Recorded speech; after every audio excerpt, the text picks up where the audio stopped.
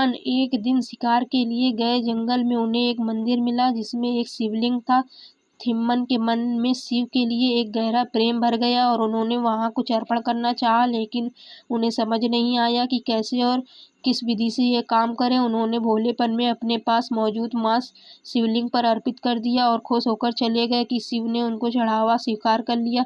उस मंदिर की देखभाल एक ब्राह्मण करता था जो उस मंदिर से कहीं दूर रहता था। हालांकि वह शिव का भक्त था, लेकिन वह रोजाना इतनी दूर मंदिर तक नहीं आ जा सकता था, इसलिए वह सिर्फ 15 दिनों में एक बार आता था। अगले दिन जब ब्राह्मण वहां पहुंचा तो शिवलिंग के बगल में मांस पड़ा देखकर वह भौचक्का रह गया, यह सोचते हुए कि यह किसी जानवर का काम होगा। उसने मंदिर की सफाई कर दी, अपनी पूजा की ओर चला गया। अगले दिन थिम्मन और मांस अर्पण करने के लिए लाए। उन्हें किसी पूजा पाठ की जानकारी नहीं थी, इसलिए वह बैठकर शिव से अपने दिल की बात करने लगे। एक दिन उन्हें लगा कि शिवलिंग की सफाई जरूरी है, लेकिन उनके पास पानी लाने के लिए कोई बर्तन नहीं था, इसलिए वह झरने तक गए और अपने मुंह में पानी भरकर ले आए और वही पानी शिवलिंग पर डाल दिया। जब ब्राह्मण वापस मंदिर आया तो मंदिर में मांस और शिवलिंग पर थूक देखकर घृणा से भर गया।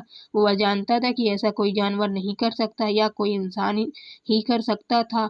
उसने मंदिर साफ किया, शिवलिंग को शुद्ध करने के लिए मंत्र पढ़े, फिर पूजा पाठ करके चला गया, लेकिन हर बार आने पर उसे शिवलिंग उसी अशुद्ध अवस्था में मिलता। एक दिन उसने आंसुओं से भरकर शिव से पूछा, हे देवों के देव, आप अपना अपमान इतना कैसे बर्दाश्त कर सकते हैं? शिव ने जवाब दिया, जिसे तुम अपमान मानते हो वह एक दूसरे भक्त का अर्पण है। मैं उसकी भक्ति से बंधा हुआ हूँ और वह जो भी अर्पित करता है उसे स्वीकार करता हूँ। अगर तुम उसकी भक्ति की गहराई देखना चाहते हो तो पास में कहीं जाकर छुप जाओ और देखो, वह आने ही वाला है। ब्राह्मण एक झाड़ी के पीछे छिप गया।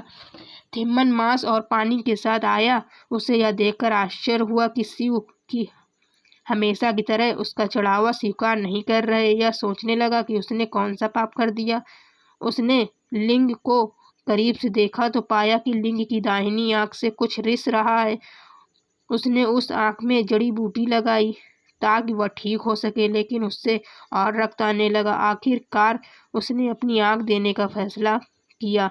उसने अपना चाकू निकाला, अपनी दाहिनी आंख निकाली और उसे लिंग पर रख दिया। रक्त टपकना बंद हो गया और थिम्मन ने राहत की सांस ली, लेकिन तभी उसका ध्यान गया कि लिंग की बाईं आंख से भी रक्त निकल रहा है। उसने तत्काल अपनी दूसरी आंख निकालने के लिए चाकू निकाल लिया, लेकिन फिर उसे लगा कि वह देख नहीं पाएगा कि उसकी आंख को कहाँ रखना है।